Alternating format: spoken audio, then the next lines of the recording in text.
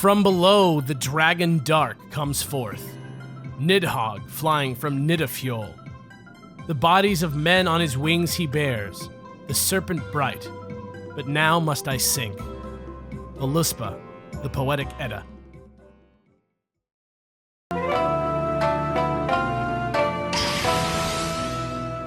Hello everyone, and welcome to the very first Gen 7 episode of The Dex, where we cover trivia and strategy for a different Pokemon each week. I'm Pokekel. And I'm Sightseer Alex. As this season goes forward, we're slowly going to be implementing all sorts of visual changes as we nail down our new look, so pardon our dust. But there's no way that's going to stop us from tackling the third part of our Kalos Legendary Trilogy.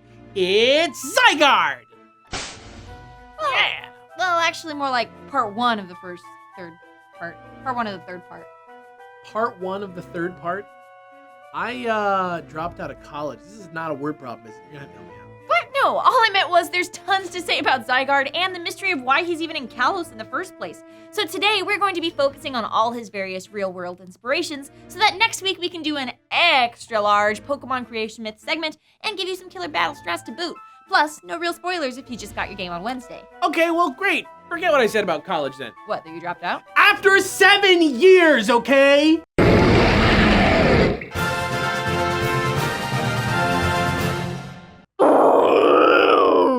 Zygarde is the Order Pokemon and was rather unceremoniously introduced in X and Y as this thing that just sort of sat in a cave. Obviously, people were confused and rumors swirled about a Pokemon Z game with all the answers, but we never really got any.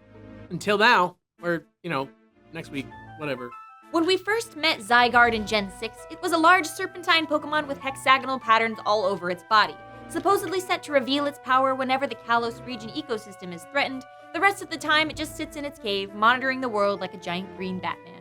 But throughout the anime, Korokoro leaks and trailers for Sun and Moon, we learn that it can split apart into tiny pieces and that it actually has many forms, and which one it takes has everything to do with how many of the pieces you have. Starting at the bottom with cell form, which look a lot like these aquatic flatworms called planarians, which eat protozoans and often appear in large masses.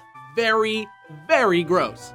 They don't really have a mind of their own though, and are controlled by the 5 Zygarde core forms. These also look a lot like planarians, but as we saw in the anime, each one has a mind of its own, comes with its own unique move, and you need at least one to make any of the other forms you'll see, even though they can't battle in this form. The first useful form is 10%, which requires exactly 10% of its pieces and has a canine look, kind of like a Doberman wearing a bright green scarf.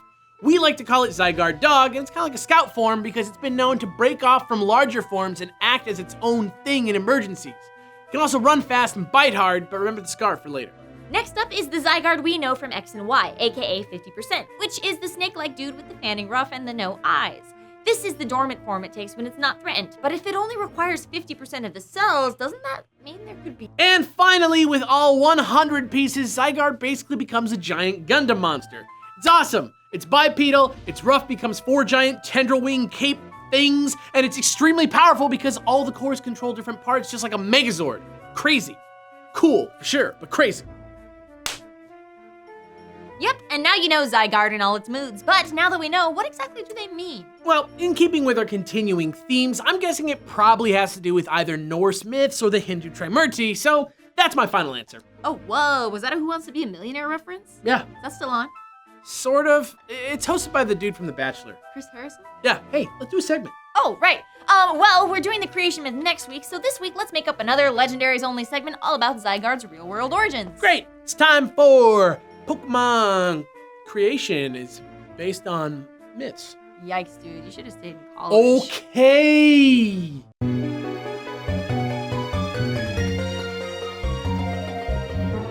Alright, so let's start with the Norse biz. Many people will tell you that since Xerneas and Yveltal are the stag and the eagle that live on the world tree Yggdrasil, Zygarde completes the trio as a representation of Nidhogg. Nidhogg is a giant WYRM worm that lives underground and chews the roots of Yggdrasil. It is said the world tree traps it underground and that by chewing the roots, it's trying to break free and destroy the world above. You know that quote from the beginning of the episode? That was about this. And that's not even where the Norse stuff stops, which is awesome because as cool as they look with no context, Zygarde's different forms get even cooler when you realize that they're based on Fenrir, Jormungandr, and Hel, the 3 children of Loki and the giantess Angerboda. Fenrir, represented by Zygarde 10% form, is a monstrous wolf foretold to kill the god Odin. This prophecy spurred the other gods to bind him until the end of days, which they did with a ribbon called Gleipnir, forged by the dwarves out of paradoxes, aka the breath of a fish, the beard of a woman, the spittle of a bird, classic witchy stuff. Gleipnir looks as thin as a ribbon, but is impossible to break, and Zygarde 10% reflects the Gleipnir too in the green scarf it wears, and that is dope. Now let's skip 50% form for a second and look at complete form, which represents Loki's daughter, Hel. Hel is a giantess who reigns over Helheim, the worlds of the dead, but an oddly specific detail is that she is described as half blue and half flesh color, which is kind of reflected in Zygarde Complete's blue and red wings. Food for thought. Now back to Jormungandr, whose name literally means huge serpent. Zygarde 50% is the middle child of the three, and in the Norse text known as the Prose Edda, Odin hurls Jormungandr into the ocean in a fit of rage, where it grows to encircle the entire world and bites its own tail. When it finally releases its tail, it's supposed to trigger Ragnarok, the end of days. Also incredibly important is the symbolism of a dragon devouring its tail. It's an Ouroboros, an ancient symbol that means cyclicality, introspection, and eternal return, which, if you've been following this trilogy, is super important. Most notably, it is a widely used symbol in, you guessed it, alchemy, dog, the secret backbone of Pokemon Sun and Moon. When used in alchemy, Ouroboros is specifically representative of the infinite cycle of nature's creation and destruction, aka life and death, aka Xerneas of Eltal, aka mind-blowing. But now, this cycle of nature brings us back to our old friends, the Hindu Trimurti, and the last of the three deities in it, Vishnu. Vishnu takes on various forms as the protector and the preserver whenever the world is threatened by evil, chaos, and destruction. And if I literally swapped out the word Vishnu for Zygarde in that last bit, it would still be a perfect description. See, through this research, I went down quite a rabbit hole of old Reddits and outdated theories where I found people saying these can't possibly be Norse because the eagle is not a destructive force, or the stags do not give life, or they can't possibly be the Trimurti because the depictions are totally off. Vishnu has 4 arms and Brahma has 4 faces, or worst of all, that all the theories are crackpot and coincidence and we should just take Pokemon for what it is on the surface. But what I learned from all this is that Pokemon designs are incredibly intricate, especially the designs of the most powerful Pokemon that we know and love. Yeah, it's not that one is correct and the other is false, but all of these influences come together to make something totally new yet deep in story. Aesthetically, the trio is Norse-inspired. Conceptually, the trio is Hindu-inspired. Thematically, they're inspired by the X, Y, and Z axes. It's everything all rolled into one, which magically brings me to one more description of Vishnu from a text by Klaus Klostermaier as one who is everything and inside everything. And for that, Game Freak, I give you unbelievable kudos, because if all this is true, that means you were planning ahead for Sun and Moon before we even knew what X and Y meant. And you can bet that there are many, many more things that we don't yet know about the Pokemon world and what is to come. But dang if I'm not super stoked to see how the Pokemon world continues in this cycle, like all worlds do. And that's it! One half of our super mega huge Zygarde episode to kick off Gen 7. That's the same as the number of years I went to college. 1/2? 7!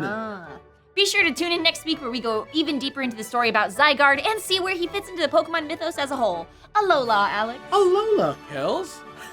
And a big thanks to all our Patreon supporters who keep this little engine rolling. I'm Sightseer Alex. I'm PokeKels. Tune in next week for another region-spanning episode of The Dex. You alright? I'm great. You okay? Just really taking the college thing.